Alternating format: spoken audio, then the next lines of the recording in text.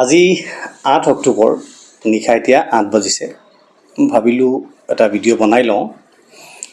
জুবিন গাৰ্গ ডাঙৰীয়াৰ ওপৰত পৰহি যিটো মই ভিডিঅ' বনাইছিলোঁ, বহুত মানুহে ভাল পাইছে, বহুত মই ৰেছপন্স পাইছোঁ। কিন্তু কেইটামান কথা ক'বলৈ থাকি গ'ল। ভাবিলোঁ সেই কথাখিনি আজি কৈ দিওঁ। কথাটো এনেকুৱা যে জুবিনৰ বাবে ন্যায় লাগে, জাষ্টিচ ফৰ জুবিন। ছ'চিয়েল মিডিয়াত এটা ট্ৰেণ্ড চলি থকা দেখিছোঁ। কিন্তু এই ন্যায় বা জাষ্টিচটো আচলতে কি? ন্যায়ৰ সংজ্ঞা আচলতে কি? আনকি জাষ্টিচ ফৰ জুবিন বুলি যে আমি কৈ আছোঁ, সকলোৱে কৈ আছে, সেইটোৰ অৰ্থটো কি? মানে কি কৰিলে জুবিনক জাষ্টিচ দিয়া হ'ব, ন্যায় দিয়া হ'ব? আজিৰ তাৰিখত এইটো এটা বৰ কনফিউজিং প্ৰশ্ন হৈ থিয় দিছে। কাৰণ ন্যায় বা জাষ্টিচ বুলিলে যিটো বুজায়, তাৰ প্ৰক্ৰিয়াটোতো চলি আছে। ন্যায় এদিন বা এসপ্তাহত দিয়াটো সম্ভৱ নহয় আমাৰ ইণ্ডিয়ান জুডিচিয়েল ছিষ্টেমত। যিকোনো এটা অপৰাধ সংঘটিত হ'লে তাৰ বিচাৰ কৰাৰ যিটো প্ৰক্ৰিয়া, সেইটো হ'ল অভিযুক্তক গ্ৰেপ্তাৰ কৰা, জেৰা কৰা, সাক্ষ্য প্ৰমাণ লোৱা। সেই কামবোৰতো চলি আছে। তেনেহ'লে আমি এতিয়াও কিয় কৈ আছোঁ যে ন্যায় লাগে বা প্ৰকৃত ন্যায় হোৱা নাই বুলি আমি কিয় কৈ আছোঁ? যিটো ন্যায় প্ৰক্ৰিয়া চলি আছে তাৰ প্ৰতি মানুহৰ সন্দেহ কিয় হৈ আছে? এই কথাখিনি বুজাৰ আৰু বিশ্লেষণ কৰাৰ প্ৰয়োজন আছে। আমি যিটো বুজিছোঁ যে জুবিন গাৰ্গৰ ক্ষেত্ৰত যিটো ন্যায় আমি বিচাৰিছোঁ বুলি কৈ আছোঁ, যিটো প্ৰকৃত ন্যায় আমি বিচাৰিছোঁ বুলি কৈ আছোঁ, সেই ন্যায়ৰ দুটা পাৰ্ট। এটা হ'ল যে জুবিনৰ মৃত্যু কেনেকৈ হ'ল, কোন তাৰ কাৰণে দায়ী, সঁচাকৈ এইটো এটা পৰিকল্পিত হত্যাকাণ্ড নে merely an accident out of negligence? যদি হত্যাকাণ্ড, তেনেহ'লে দোষী চিনাক্ত হ'ব লাগিব আৰু শাস্তি হ'ব লাগিব।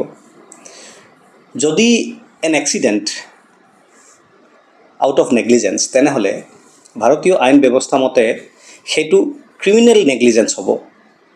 তাৰো এটা বিচাৰ আৰু এটা তাৰ শাস্তিৰ ব্যৱস্থা আছে, তাৰ প্ৰক্ৰিয়া ইতিমধ্যে আৰম্ভ হৈছে। এইটো এসপ্তাহ বা 15 দিনত দিব পৰা শাস্তি নহয়। গতিকে চৰকাৰক যদি সোধা যায় যে ন্যায় লাগে, তেনেহ'লে চৰকাৰে এইখিনি কথাকে ক'ব আৰু ক'ব যে ন্যায়িক প্ৰক্ৰিয়াটোতো চলি আছে, ইমান হুলস্থুল কিয় কৰি আছে, ৰাজনীতি কিয় কৰি আছে? এই প্ৰশ্নটো ইম্পৰ্টেণ্ট আৰু এই প্ৰশ্নটোৰ অৰ্থ বিচৰাৰ প্ৰয়োজন। সিদিনাখন মই আপোনালোকক এটা ভিডিঅ' বনাই কৈছোঁ, আমাৰ যিটো দৃষ্টিভংগী যে ৰাজনীতি আচলতে কোনে কৰি আছে, হিমন্ত বিশ্ব শৰ্মা ডাঙৰীয়াই ৰাজনীতি কৰি আছে, এই কথাটো আমি সিদিনাখন যুক্তি আৰু তথ্য সহকাৰে আপোনালোকক উপস্থাপন কৰিছোঁ। কিন্তু আচল কথাটো হ'ল, ৰাইজে যিটো ন্যায় বিচাৰিছে, প্ৰকৃত ন্যায়, সেই ন্যায়টো হৈছে জানো? বা যিটো ন্যায় দি আছোঁ বুলি হিমন্ত বিশ্ব শৰ্মা ডাঙৰীয়াই কৈ আছে, সেই ন্যায়টো হৈ আছে নে নাই? বা ৰাইজে কি বিচাৰিছে? আমি যিটো বুজিছোঁ বা আমাৰ যিটো নিজা দৃষ্টিভংগী, সেইটো হৈছে এটা লাৰ্জাৰ ন্যায় ইন লাৰ্জাৰ কণ্টেক্সট। বহুতে এই কথাটোকে প্ৰকৃত ন্যায় বুলি কৈছে। অকল ন্যায় নহয়, প্ৰকৃত ন্যায়। সেইটো ছেকেণ্ড পাৰ্ট। কাৰণ শ্যামকানু মহন্ত বা সিদ্ধাৰ্থ শৰ্মাই বা আন কোনোবাই জুবিনক হত্যা কৰাৰ কোনো প্ৰমাণ এতিয়ালৈকে ওলোৱা নাই। দেখাত যিবোৰ ভিডিঅ' আমি দেখিছোঁ বা শুনিছোঁ, তাৰ পৰাও এনেকুৱা লগা নাই যে কোনোবাই পৰিকল্পিতভাৱে হত্যা কৰোঁ বুলি জুবিনক হত্যা কৰিলে বা মাৰি পেলালে। দেখি যিবোৰ ভিডিঅ' আমি দেখিছোঁ, যিটো অনুমান হৈছে বা যিবোৰ কথা শুনি আছোঁ, তাৰ পৰা যিটো অনুমান হৈছে, হয়তো ঘটনাটো এটা এক্সিডেণ্টহে আছিল। যদি আমি ভবাৰ দৰে অকল এক্সিডেণ্ট হয়, তেনেহ'লে ক্ৰিমিনেল নেগলিজেঞ্চ হ'ব। ক্ৰিমিনেল নেগলিজেঞ্চৰ শাস্তি হ'ব তাৰ বাবে। কিন্তু যদি মুখ্যমন্ত্ৰীয়ে কোৱাৰ দৰে হত্যা হয়, তেনেহ'লে লগতে এইটোও চাব লাগিব যে যিকেইজন মানুহৰ ওপৰত বিচাৰ চলোৱা হৈছে, তেওঁলোকৰ মটিভ কি হ'ব পাৰে। যিকোনো হত্যাকাণ্ডৰ তদন্ত কৰোঁতে মটিভ চোৱাটো ইনভেষ্টিগেশ্যনৰ অপৰিহাৰ্য অংগ। এওঁলোকৰ মটিভ কি হ'ব পাৰে? শ্যামকানু মহন্তই তেওঁৰ সোণৰ কণীৰ পৰা হাঁহটোক কিয় মাৰি পেলাব, কিয় কাটি পেলাব? সিদ্ধাৰ্থৰ বাবেওতো একেই সোণৰ কণীৰ পৰা হাঁহ। অ'কে, সিদ্ধাৰ্থই যেনিবা নিজৰ সম্পত্তি লুকুৱাবৰ বাবে জুবিনক মাৰি পেলালে, ধৰি লৈছোঁ যেনেকৈ কৈ থকা হৈছে। সন্দীপনে নিজৰ ককায়েকটোক কিয় মাৰি পেলাব বাৰু?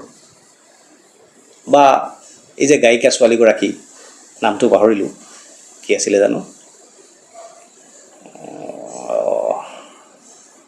মহন্ত, অমৃতপ্ৰভা মহন্ত, তেওঁ জুবিনদাৰ লগত গান গাই থকাৰ বাবেহে চিনাকি পাইছে আৰু আগলৈ পাব, জুবলিৰ নিচিনাকৈ বিখ্যাত হ'ব। তেওঁৰ কাৰণেওতো জুবিন গাৰ্গ সোণৰ কণীৰ পৰা হাঁহ আছিল। আৰু সেইকাৰণে তাৰ মানে এইটো যে এটা লাৰ্জাৰ মটিভ, এটা লাৰ্জাৰ কনস্পিৰেচি তাত থাকিব লাগিব যদি হত্যা হৈছে। আৰু এই কথাটোৰ বাবেইতো ন্যায়ৰ ছেকেণ্ড পাৰ্টটো ইম্পৰ্টেণ্ট। আৰু এই ছেকেণ্ড পাৰ্টটো হ'ল জুবিন কাৰ কাৰণে মৰিব লগা হ'ল। তেওঁ যে জুবিনৰ মৃত্যুৰ কাৰণ হ'বলৈ পালে, যাৰ কাৰণে জুবিন মৰিছে বা যিসকলৰ কাৰণে জুবিন মৰিছে, সেই এবিলিটিটো আৰ্ণ কৰাৰ যিটো যোগ্যতা, জুবিনক মাৰি পেলোৱাৰ যিটো, মাৰি পেলাব পৰাৰ সুবিধা পোৱাৰ যিটো যোগ্যতা, সেইটো তেওঁ কেনেকৈ বা কাৰ জহত আহৰণ কৰিবলৈ পালে? সেই যোগ্যতা আহৰণ কৰোঁতে তেওঁ কাৰ পৰা সহায় পাইছিল? তেওঁ ক্ষমতাশালী বা প্ৰভাৱশালী হোৱাৰ সৈতে চৰকাৰী পৃষ্ঠপোষকতা জড়িত হৈ আছিল নে নাই? চৰকাৰী পৃষ্ঠপোষকতাৰ লগত এই কথাটোও জড়িত হৈ আছিল নেকি যে তাত চৰকাৰী পদমৰ্যাদা আৰু ক্ষমতাৰ সুবাদত কোনোবাই অস্বাভাৱিক হাৰত ব্যক্তিগত লাভালাভ আহৰণ কৰিছিল, তাৰ কাৰণে চৰকাৰী পদমৰ্যাদাৰ অপব্যৱহাৰ কৰিছিল? এই ছেকেণ্ড পাৰ্টটোক লৈহে সমস্যা। এই ছেকেণ্ড পাৰ্টটোৰ সৈতেহে ৰাজনীতি জড়িত। আমি যে উচ্চতম ন্যায়ালয়ৰ তত্ত্বাৱধানত CBI ইনভেষ্টিগেশ্যন বিচাৰিছিলোঁ সেইকাৰণে। কাৰণ CBIৰ বাহিৰে এইখিনি বিষয় পুংখানুপুংখভাৱে ইনভেষ্টিগেশ্যন কৰাৰ আন কাৰো পৰ্যাপ্ত ক্ষমতা বা স্বাধীনতা নাই। সিদিনা মই যিটো ভিডিঅ' বনাইছিলোঁ পৰহি, সেইটো চাই এগৰাকী ব্যক্তিয়ে মোক এটা মেছেজ কৰি লিখিছে যে জুবিন দা য'ত ঢুকাইছিল সেই ঠাইত অসমৰ এটা TV চেনেলৰ মালিক, এটা নহয় 3টামান TV চেনেলৰ মালিক, এখন বাতৰি কাকতৰ মালিক, আন এটা TV চেনেলৰ এগৰাকী মুখ্য সম্পাদক, আন কেইবাগৰাকী সাংবাদিক তাত উপস্থিত আছিল।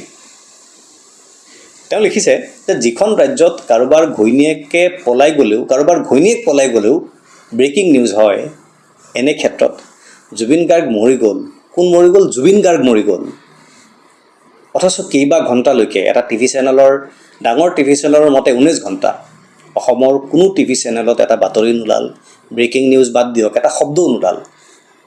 অসমৰ TV চেনেলে খবৰ নাপালে নে বাতৰিটো ছাপ্ৰেছ কৰি দিয়া হ'ল? যদি ছাপ্ৰেছ কৰি দিয়া হ'ল, কিয় ছাপ্ৰেছ কৰা হ'ল? কিয় লুকুৱাই ৰখা হ'ল? লুকুৱাই ৰাখিবলৈ অসমৰ কোনোবা মহাশক্তিধৰ ব্যক্তিয়ে বা শক্তিয়ে এওঁলোকক কৈছিল নেকি, প্ৰেছাৰ দিছিল নেকি?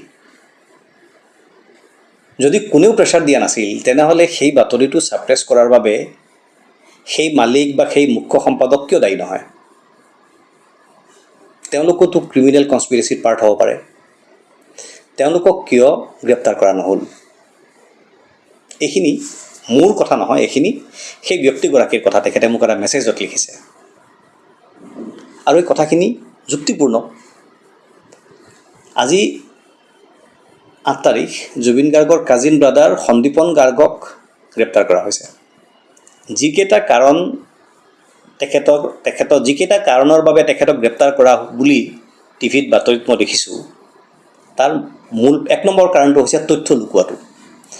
যদি তথ্য লুকুৱাটোৰ বাবে সন্দীপন গাৰ্গ গ্ৰেপ্তাৰ হ'ব পাৰে, তেনেহ'লে তথ্য লুকুৱাৰ বাবে এইসকল কিয় গ্ৰেপ্তাৰ হ'ব নোৱাৰে? মই তেখেতসকলক গ্ৰেপ্তাৰ কৰিব লাগে বুলি কোৱা নাই, মই জাষ্ট যুক্তিটোহে দিছোঁ।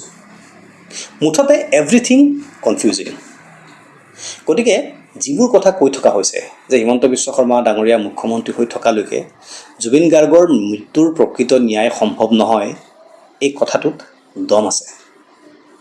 কাৰণ ইয়াত কেঁচু খান্দোতে সাপ ওলোৱাৰ ভয় আছে। জুবিন আচলতে ছিষ্টেমেটিক অভিসন্ধিৰ কাৰণে মৰিব লগা হ'ল। ছিষ্টেমেটিক অভিসন্ধিৰ তেওঁ বলি হ'ল, যিটো অভিসন্ধিৰ বিৰোধিতা জুবিন গাৰ্গৰ জীৱনৰ দৰ্শন আছিল, যাৰ বিৰুদ্ধে জুবিন গাৰ্গে গানেৰে কথাৰে সংগ্ৰাম কৰি গৈছিল সেই ছিষ্টেমেটিক অভিসন্ধিয়ে তেওঁক মাৰি পেলালে। কি বিড়ম্বনা চাওকচোন। জুবিন গাৰ্গে এটা ইণ্টাৰভিউত কৈছিল যে আমাৰ ছিষ্টেম বেয়া। এই কথাটো প্ৰায় মানুহে কয়, আমিও কৈ থাকোঁ, আমাৰ ছিষ্টেম বেয়া। এইটো জুবিন গাৰ্গে এটা ইণ্টাৰভিউত কৈছিলে, সেই ইণ্টাৰভিউটো ভাইৰেল হৈ আছে, চাব। তেওঁ কৈছিল যে মোৰ লগত পাংগা নল'ব, গোটেই ছিষ্টেমটোকে, মানে তেওঁ কৈছিলে মোৰ লগত পাংগা নল'ব, ছিষ্টেম হিলাই দিম।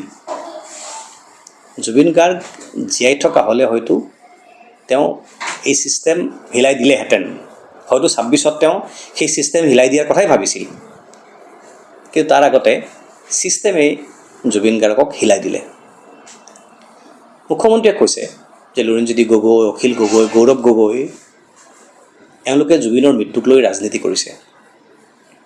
আমি মুখ্যমন্ত্ৰীক ওলোটাই প্ৰশ্ন কৰিব খোজোঁ যে এওঁলোক ৰাজনৈতিক দলৰ নেতা,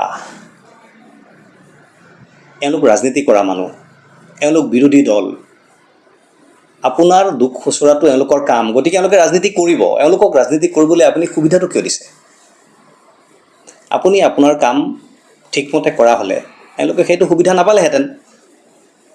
আপুনি আপোনাৰ ছিষ্টেম ঠিক কৰক, তেতিয়া এওঁলোকে ৰাজনীতি কৰিবলৈ সুবিধা নাপায়। ৰাজনীতি আপুনিহে কৰি আছে। জুবিন গাৰ্গে পলিটিক্স নকৰিবা বন্ধু বুলি আপোনাকহে কৈ থৈ গৈছিল। আপোনাৰ সংবিধানত ন্যায়ৰ যিটো সংজ্ঞা, সেইটো আমি যোৱা 25 বছৰে দেখি আহিছোঁ নহয়। আপোনাৰ কাৰণেই নতুন প্ৰজন্মই ৰাজনীতি বেয়া পাওঁ বুলি ক'বলৈ আৰম্ভ কৰিছে। আপুনি যিটো পলিটিক্স কৰে সেইটোহে বেয়া পলিটিক্স। আমি সেই বেয়া পলিটিক্সটোক ভাল পলিটিক্সলৈ কনভাৰ্ট কৰাৰ কাৰণেহে ৰাজনীতি কৰি আছোঁ। এই কথাখিনি ক'লোঁ, যদি কিবা ভুল ক'লোঁ বা যদি আপোনালোকৰ মনত ইয়াৰ অতিৰিক্ত কিবা কথা আছে তলত কমেণ্ট কৰি জনালে নিজকে শুধৰাবলৈ, নতুন কথা জানিবলৈ, নতুন দৃষ্টিভংগী পাবলৈ সুবিধা হ'ব। আপোনালোক সকলোকে ধন্যবাদ জনাইছোঁ। শুভৰাত্ৰি।